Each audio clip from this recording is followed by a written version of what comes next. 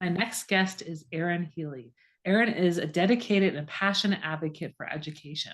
After teaching in the secondary classroom for 5 years, Erin's constant determination to seek out best practices and lead with vision led her to a master's in educational psychology with a concentration in educational technology and a leadership role as an instructional systems coach at Portsmouth High School. Erin continues her work in a large-scale education innovations as a speakers network manager for the Teach Better team, a national effort that strives to make the entire education system better today than it was yesterday and better tomorrow than it is today. In 2018, Erin founded the Young Educator Society of Rhode Island to advocate for early career educators. This community has impacted over 200 educators in its first few years and aims to decrease beginning teacher burnout while providing positive support and dynamic professional development to benefit the future of Rhode Island education. Welcome to the podcast, Erin. Thank you so much for having me. I'm so excited to be here and to share some stories and just to learn more from the audience as well. Well, tell me about a time when you were in the trenches and managed to crawl out.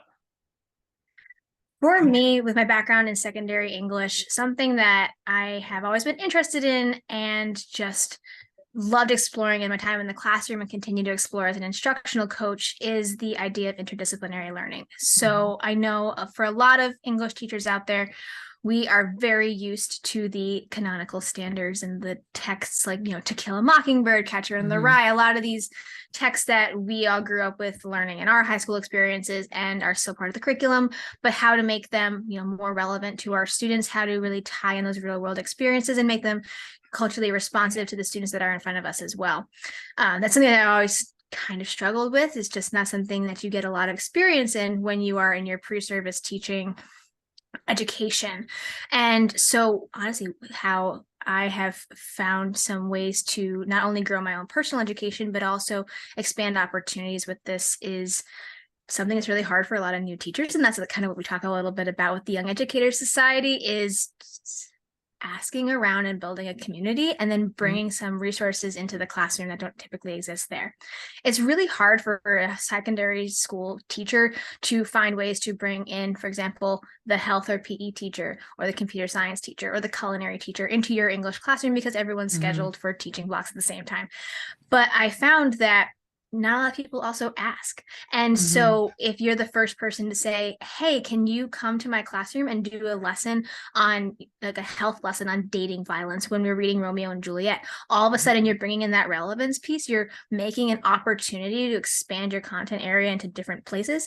And it's a new way to give students the ability to kind of see what opportunities exist through these more thematic texts in places that they didn't typically expect. In my coaching role, I would love to see this as a full building initiative, interdisciplinary education.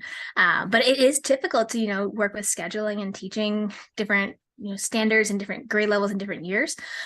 But I'm really trying to bring my teachers together in spaces and places where different voices from different contexts are represented and just create the ability to have those conversations.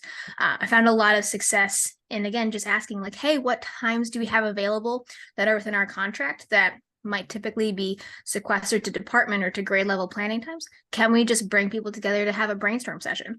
And I find it's really hard for people to kind of ask these questions and just jump right into those deep discussions, but no one really asks. And so if you don't ask, you don't know. And by creating that space, it's been a really awesome opportunity for me not only to continue my own personal learning, interdisciplinary education, but create those moments of relevance for not only my colleagues and the staff that I work with and students in their classrooms. So talk to me a little bit about what this role instructional systems coach does. Is it district-wide? I listed you were at a high school, but it sounds like kind of a system. So is it different than a regular instructional coach? So it is a brand new role for our district. We have one instructional systems coach at each of the 4 schools, 2 elementary, 1 middle, and a high school. We're in Rhode Island. It's a very small state, so our districts are all very small. So it gives us the ability to work as an instructional coach but align our practices K-12 Okay. with experts in specific grade focuses. So I know a lot about high school education and teaching practices, and I know my colleagues really, really well. I get to know my student body really well. And then the middle school instructional systems coach knows those practices, those systems really well. Together, we can come to align bigger picture initiatives like our MTSS, multi-tiered systems of student support practices on a K through 12 level.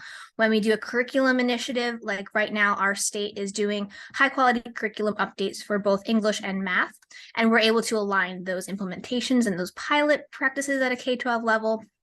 It gives us a really in-depth focus at a micro level to then expand that macro level work as a district. It does involve a lot of it's less like one-to-one coaching and a lot more meetings, but it gives us the ability to then be more intentional with those one-to-one coaching cycles.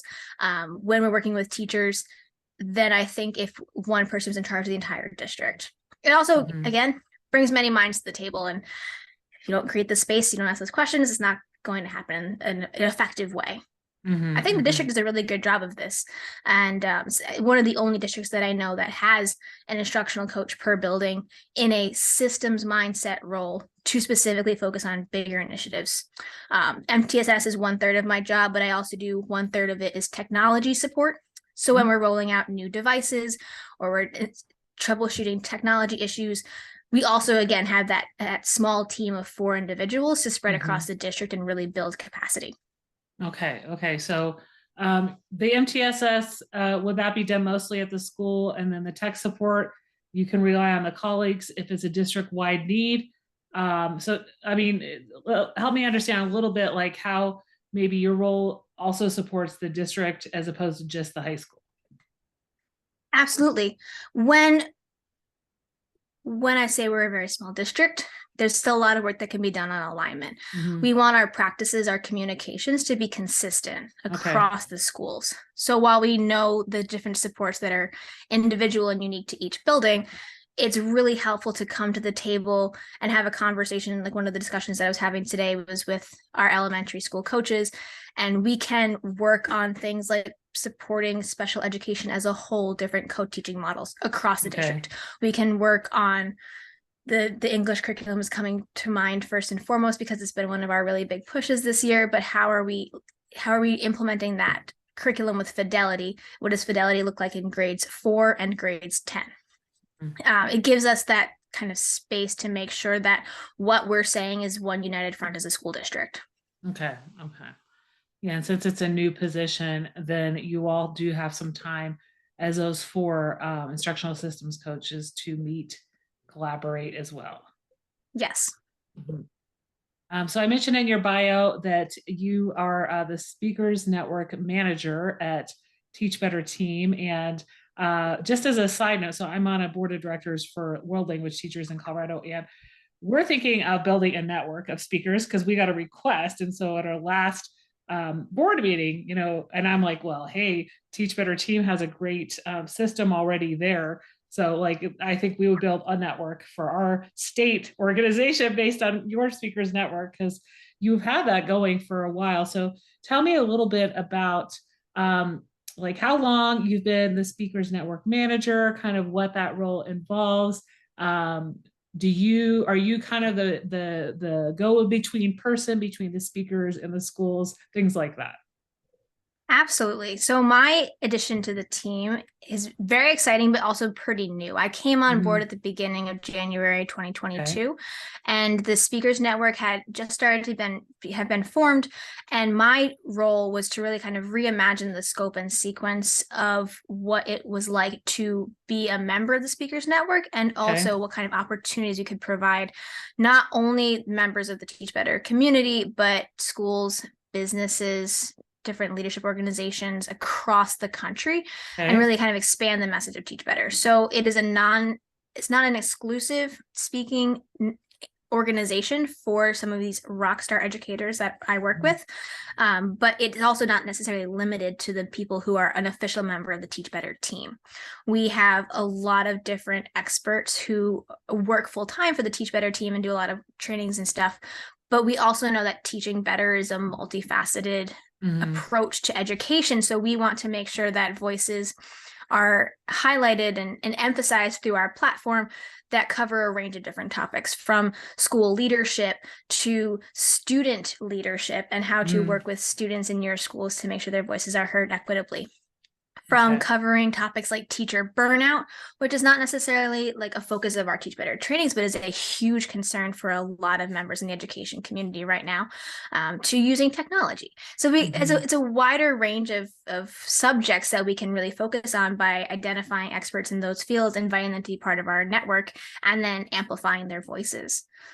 It's phenomenal. We've really kind of pushed the network, or kind of relaunched the network in about March. And it's just the team of educators and experts that I get to work with and share their stories. It's incredibly just diverse and exciting, and everybody is really, really engaged in their own communities. And the fact that they want to even share that as part of the Teach Better team, share their message through us, is really, really awesome. Yeah, and so people can just go to teachbetterteam.com/speakers. Speakers Network. Speakers Network to access that list of rockstar educators. Like you said, I saw sessions with a few of those people at the Teach Better conference in October, and the great keynote we had, remind me of his name, the saxophone player. Mickey Smith Jr. Yes. Grammy-winning music educator from Florida. He's a rock star. Yeah, like I say rock star too much, but in that case, it's very genuine. He's releasing a Christmas album over the next few days. He was very much a hit at the conference, and people loved his playing. And so great person to bring into your district. So let's talk also a little bit about some of the advocacy work you do for early educators, because you spoke about burnout. That's a topic that's been pretty hot for the past couple of years, and I am seeing, at least where I am, there's not quite as much turnover as last year. Let's cross our fingers as we enter into second semester. But how are you working in that capacity to make sure that those new teachers are not left by the wayside? So I mentioned I'm in Rhode Island. We are a very small state, and for some reason, you can drive across the state in 45 minutes, but we have 32 different school districts, and that's not counting our private schools, our charter schools. And what I found was, being a high school graduate in state, going to my state university's teaching program, and then teaching at both charter and public schools in my state, I never felt as isolated as I did being a new teacher. And just the idea that I could be in my home state working, 15, 20 minutes from where I grew up, going through a teacher prep program in state, that it would be such an isolating experience when I got out. And just thinking about all the opportunities that we have in such a small geographic location to look at this microcosm and figure out what's working and what doesn't. How can we leverage our size really to build a stronger in-person community of new teachers, so that that feeling of isolation doesn't lead to burnout? Nationally, there's over 50% of new teachers leave the profession before they're finished 5 years, or they leave the classroom. And a lot of that is because they just feel really isolated, especially in the pandemic, when we were asked to redefine what it meant to be a teacher in 2 weeks with no prep. I mean, we're going through this unprecedented time where burnout is real. And if you feel more alone in that space, you're more likely to leave that space. So we started the Young Educators Society. I started the Young Educators Society in 2018 to really bring people together in person. Obviously, in March of 2020, that did not go so well.